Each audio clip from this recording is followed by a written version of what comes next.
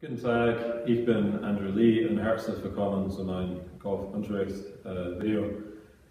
Das ist die zweite Video von 4 über die Grundbewegungen im Golf für Anfänger.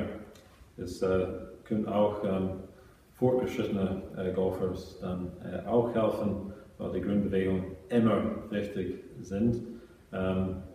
Ich würde empfehlen, ihr sollt die ersten Video erst anschauen. In diesem Video war über seitlich Gewichtsverlagerung und Körperdrill. Und jetzt sprechen wir über Arme heben und senken in einem Schwung. Das ist ein Grund, dass Golf schwierig ist, weil wir müssen 2 verschiedene Bewegungen gleichzeitig machen und die dann koordinieren, dass wir den Ball dann gut treffen können. So, wir haben in der ersten Video ganz schnell die Wiederholung.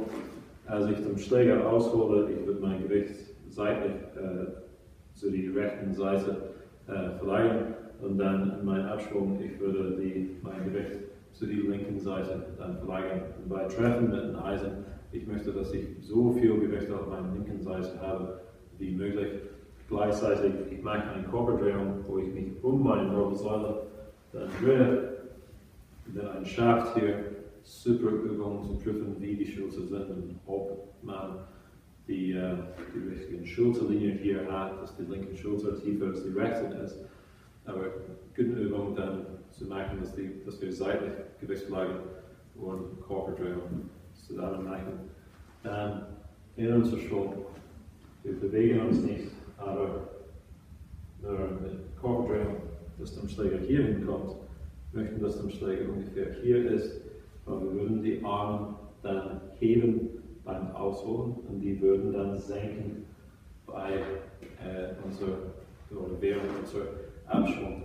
Wir fangen immer von unten an, so die Gewichtsverlagerung, Körperdrehung einen Augenblick später, dann kommen die Arme und dann auch in die Abschwung von unten an, Gewichtsverlagerung, Drehung und dann kommen die Arme. Und es gibt andere Dinge, die wichtig sind in unserem Schwung, aber unser Ziel ist mit dem Schlägerkopf, dass wir bewegen unseren Schlägerkopf auf eine Scheibe und diese Scheibe ist von der Ball durch meine Schulter. Ist dann hier parallel, so wo ich hinschlagen möchte. So wenn ich den Schläger jetzt so zurücknehme, ich bin unter die Scheibe. Die Scheibe, nicht zu vergessen, ist hier. Und so, wenn mein Schläger erst auf dieser Höhe ist, dann kann mein Schläger so weit hier hinten sein. Bis dahin, ich möchte, dass der Schlägerkopf bleibt zwischen meiner Ziellinie und meinem Körper. Und wie ich das schaffe, weil wenn ich nur seitlich Gewichtsverlagerung mache mit Körperdrehung, dann wird mein Arm hier sein. So, ich muss die Arme heben beim Ausholen und dann die Abschwung. Ich möchte, dass ich meinen Arm dann senke. Aber ich muss das richtig koordinieren mit dem guten Timing, dass ich dann den Ball gut treffen kann. Aber einfach gemacht, diese Arme heben, ist nicht mehr als das. Das ist heben. Arme heben und dann senken. Da habe ich keinen Körperdrill gemacht. Und ich habe dann auch keine Armrotation und das kommt in dem nächsten Video. Aber wenn ich so hoch gehe und dann ich würde meinen Körper dann drehen, dann sind meine Arme da, wo sie sein sollen. Weil dann habe ich kein Gefühl, wie ich dann meinen Abschwung machen soll. Das ist das Grund, dass ich dann alles zusammen mache und ich gehe nicht so und dann so, weil Gegenteil zu machen ist so, dann komme ich von oben auf den Ball. Ich möchte, dass ich die Körperdrehung und Armen heben zusammen. Aber genau wie viel oder wenig ist dann das Grund, dass es Sinn macht, einen Golflehrer dabei zu haben, zu zweiten Augen zu prüfen, ob die Arme richtig gehoben sind oder nicht. Aber ungefähr die Idee ist, dass ich habe hier einen Winkel mit meinem Schaft und soll erinnern, wie das Winkel hier ist, wenn ich dann hier oben bin. Mein linken Arm soll parallel zu dem Winkel von meinem Schaft. So hier habe ich eine Neigung mit dem Schaft und dann hier oben habe ich auch, das ist richtig gehoben. Wenn ich so viel hebe und eigentlich mit so wenig Körperdrehung, dann ist mein Arm da. Und wenn ich so wenig hebe, ist mein Arm hier so flach.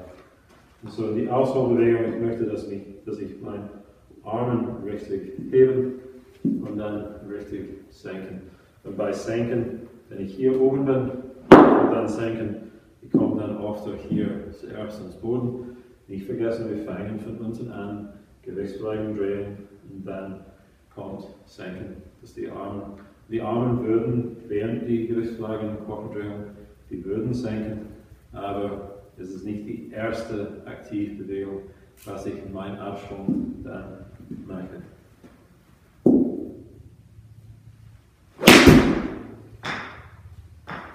Und das ist, wie ich dann den Ball gut treffen kann. Aber es ist schwierig, weil ich muss dann zwei Dinge koordinieren, zwei verschiedene Bewegungen. Und nach meiner Erfahrung ist es selten, dass Leute so steil sind. Es ist ganz oft, dass sie so flach am Anfang sind.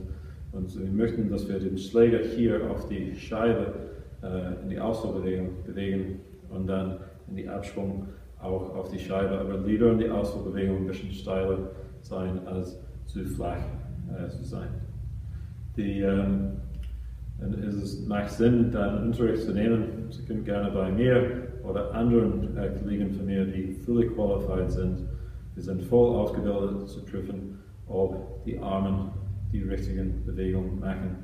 Und wenn die dann die richtigen Bewegungen machen, dass es gut koordiniert ist, ihr würdet dann mehr Erfolg dann erleben. Ich hoffe, dass dieses Video hat euch geholfen. Ich würde mich freuen, euch nochmals zu sehen. Bis dann und tschüss.